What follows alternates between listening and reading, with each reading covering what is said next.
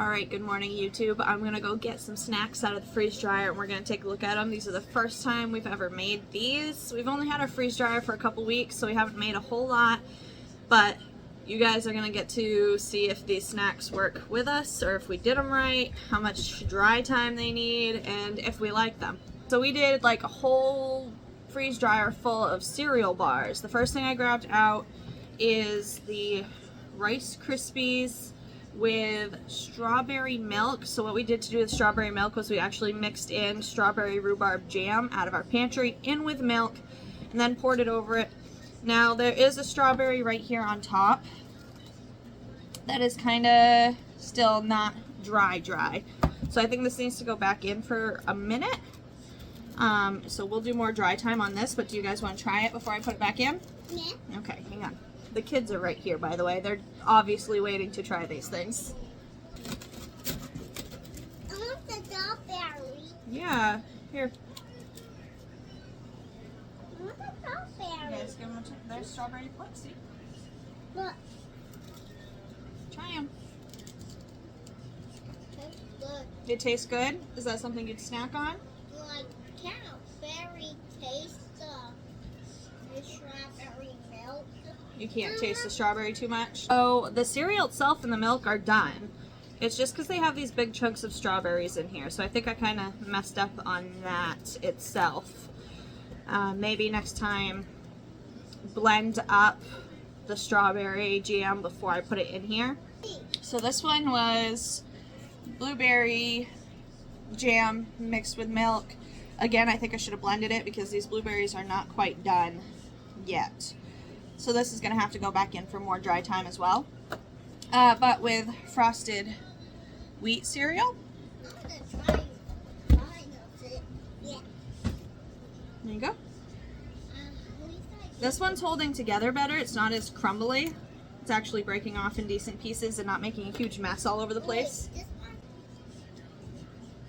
You like that one?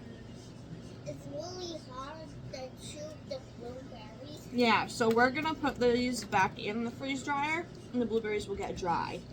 And then they'll be easier to chew. So I really like this one. I think it actually tastes really delicious. It's nice and sweet, but it does need to go back in so that those blueberries can finish drying. Another strawberries. So next we have Special K cereal with more strawberries added in. I did cut them up pretty small, and they do feel. I think they're done. They're pretty crumbly. They're done. I think they're done. Hmm? Yeah. All right. I think this one's gonna be a little crumbly though. Might not cut great. Let's see. Yeah, it's kind of breaking apart. I think maybe I should put. Well, that's not bad. You can see the milk on bottom. So this one's a little crumbly like the Rice Krispies, but it's good. So the next one, the next one is the blueberry flavored Chex. So this was all cereal that we had in the pantry that needed to be used up for whatever reason. It had been in there a while. We didn't love it as is, whatever the reason. That's why we pulled it out. And this was done with just regular milk. This one's definitely done as well. So that one's pretty tasty. I'm gonna break it up and put it into a 1 gallon like Ziploc bag, or actually probably a ½ gallon mason jar, and it'll just be like flavored blueberry Chex Mix, and it came out delicious. The blueberry flavor is like extra concentrated and the milk dried perfectly. So that's it for cereal. The other thing that I put in there, so we have the large, so we have 6 really big trays. I mean, they're huge. So I had 2 other trays and I wanted to try something, and I think it's nice and dry. It feels pretty dry, but I'm gonna put it back in there with the cereal because I feel like it could be a little more dry. But it is, so this is freeze dried gravy. This is bone broth that I worked on for 5 days with our own beef bones, and then I seasoned it, salted it, thickened it with cornstarch, so it made it into a gravy, And then I put it in here so that we can have our own gravy mix. So this is nutrient dense gravy powder that is ready to put into water, be reconstituted, and go on whatever you want it to go on. Mashed potatoes, meat. I have 2 trays of that, and I'm really excited about that. But I'm gonna put it in a little longer. It's not as crumbly as I think I'd like it to be. So I just put everything except for the blueberry Chex back in for 3.5 hours. We'll start with that.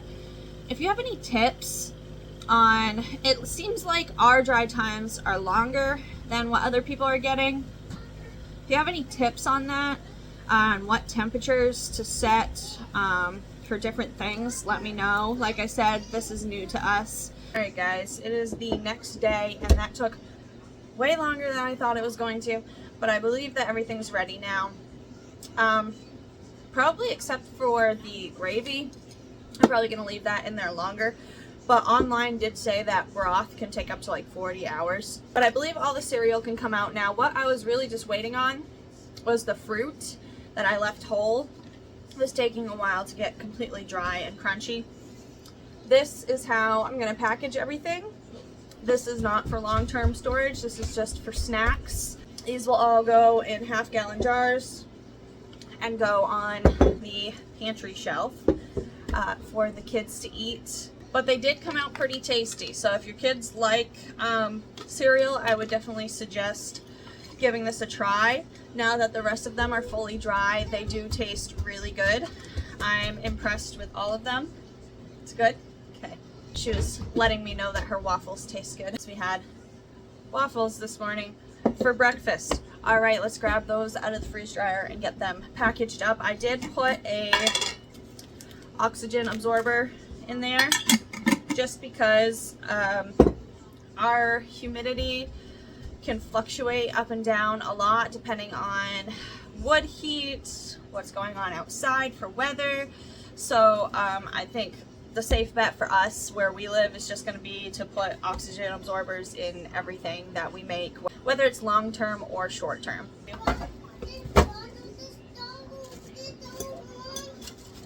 Yes, he did. He went and got his own one.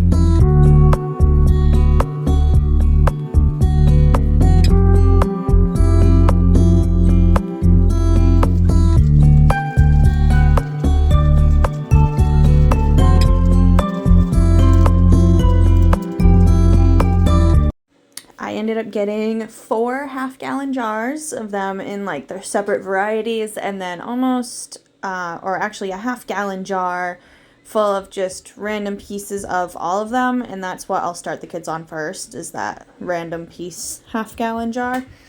And I wanted to try reconstituting this actually into a bowl of cereal and see if it worked and see if my kids like it, because sometimes we run out of milk, or worst case scenario, we don't have access to milk, and if I can turn water and freeze-dried cereal and milk into a bowl of cereal, that'd be pretty cool. So I only added a little bit of water here, and at first, I gotta be honest, I was a little concerned that it wasn't gonna work. The liquid looked a little funky on the bottom, almost gray, but I only stirred this for maybe 30 to 45 seconds, and guys, I'm not joking, it turned into a bowl of cereal with milk just fine without making the cereal super soggy.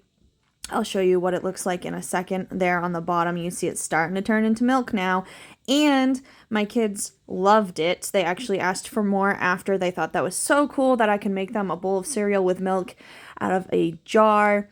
So this is definitely a neat trick and kind of brings a whole new purpose to this freeze-dried food that we thought was just going to be used for snack. So you can see that's turning into milk down there. That's so exciting. Look at that.